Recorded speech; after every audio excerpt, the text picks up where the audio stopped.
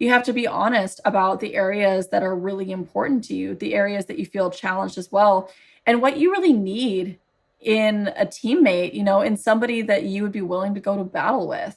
This is like the shit test, it's can the two of you really be in it for the long haul? And you don't need to scrape from the bottom of the barrel, If you're getting older and you're like, but where's my person? There's no good fish left. That is false. It is not true. And I know that from personal experience. There are people becoming available on the market every single day, and your person can be just around the corner.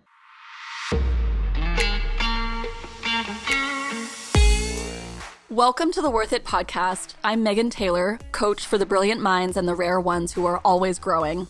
I have helped ambitious women and men, business owners and leaders from around the world with defining and expanding their unique work, having the relationship that they actually want, and creating the life that makes all of the work feel worth it. Every week on the podcast, we discuss the key pivots that I coach my clients on and the real work required in order to be a leader and the woman or the man that you're here to be. With that, let's get started. Hi, welcome back to the podcast, or as I will call it today, is the Lovecast. We are going to be talking all about your love life. Now, if you are somebody who deep down, you know that you are meant to share in partnership and life with somebody, and you don't want just any kind of relationship or any kind of marriage, you want the real deal. You want the kind of relationship where it's like, you guys, you each maintain a sense of sovereignty and living your own independence, but you want to feel like you're truly in teamwork. You want to feel like it's like you're running that three-legged race together. The kind of person that you'd be willing to go into battle with because you trust them that much. The kind of person where when you're with them, you feel like you can finally rest and actually relax. The kind that's calming for your nervous system. The kind that brings up the kind of passion that is worth fighting for. The kind of love where when the two of you come together and you've each done the work to feel a sense of wholeness, a sense of completeness, the two of you come together with your unique missions. And it creates this experience where it's like you become more than the sum of your parts. It's like where 1 + 1 = 3. You amplify, you accelerate each other, where you have connections across the physical, the spiritual, the emotional, the mental. Okay? It's out there for you. And your job is to be the embodied match for that. How? What you need to do, if it hasn't arrived yet, is you need to raise your standards. Now, I don't care if you're currently in a relationship or you're not, this rule still applies. Raising your standards is it's not just about expectations, and it's really not about like being arrogant or saying I'm better than everybody else and so I deserve better. But then again, in some ways it is, It's about being honest about who you actually are, what your values are, what you stand for, what your requirements are to be in a relationship with you. You have to be honest about the areas that are really important to you, the areas that you feel challenged as well, and what you really need in a teammate, in somebody that you would be willing to go to battle with. This is like the shit test, it's can the two of you really be in it for the long haul? And you don't need to scrape from the bottom of the barrel, If you're getting older and you're like, but where's my person? There's no good fish left. That is false. It is not true. And I know that from personal experience. There are people becoming available on the market every single day, and your person can be just around the corner. But your responsibility is to stop accepting less than what is required in order to be in relationship with you. And that doesn't make you selfish.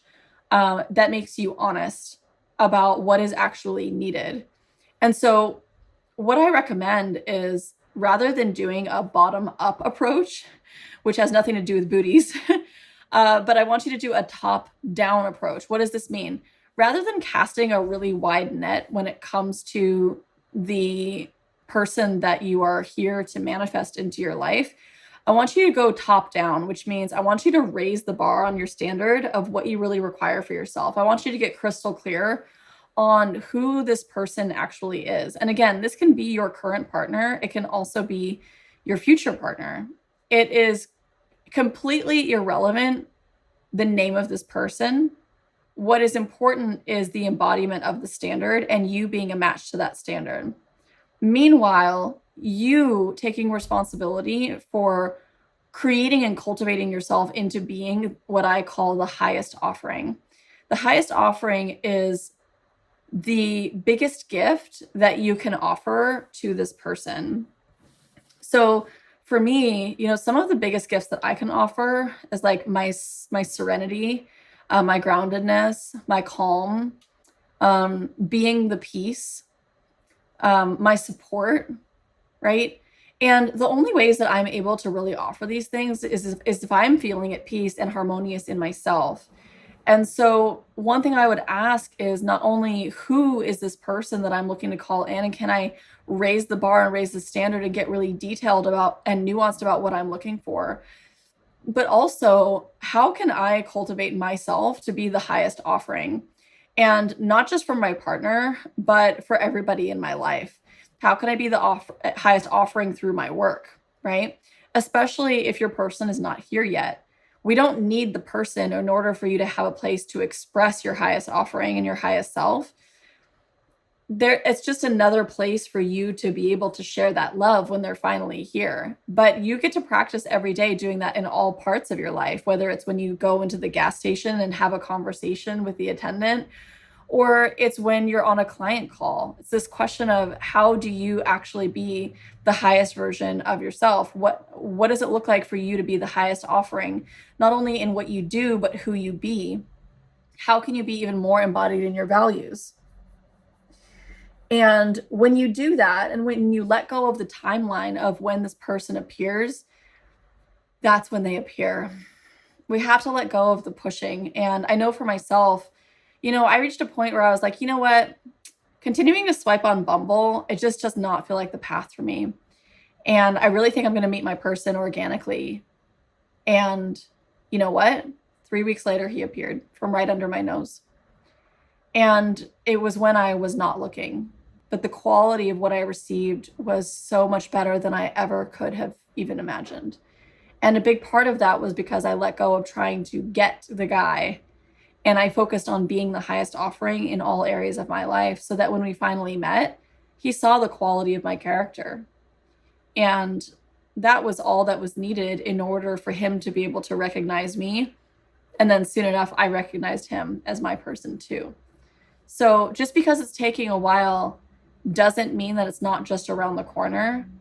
And in that same vein, you get to focus on your own fulfillment and your own sense of being the highest offering. And if you let go of where this person is going to come from and simply focus on being more you and getting more visible, your mate is right around the corner. And it works the same way with calling in clients, for example. If you're ready to call in the next round of clients for you to work with, the thing to do is to make yourself more visible and become the walking embodiment of the woman or the man that you're here to be. And when people can really feel you, they can see who you are, they feel your vibe, that's when they're like, oh my gosh, I just have to be around that person. So you need to get out of your head and trying to figure out where this person is going to come from and focus more on your own embodiment. And just blur your eyes a little bit and just relax a little and allow your person to find you too, because they're looking for you as well. So I hope this gives you some direction today for where to head, because truly, the ones who are out here focused on being good-hearted men and women and who are out here being of service, you are the ones who benefit the most from being in partnership. It just needs to be the right partner. So I want you to trust that that person is right around the corner and focus on you being the highest offering. And that is what's going to call that person in. See you in the next episode. Hi, lovely. Really quick before you go, it would mean the absolute world to me if you found value in today's episode, if you would take a minute to leave a 5-star review for the podcast. This is going to help other powerhouses like you to be able to find it. Also, I love interacting with my listeners, so I would love to know more about what you thought about today's episode. If you take a screenshot and share it to your Instagram stories and tag at Megan W. Taylor, it's going to notify me, and I actually love to reshare your posts with my audience as well. With that, thank you so much for being a listener, and I'm wishing you a beautiful, productive, happy, sexy, lucrative week, and I will see you on the next episode.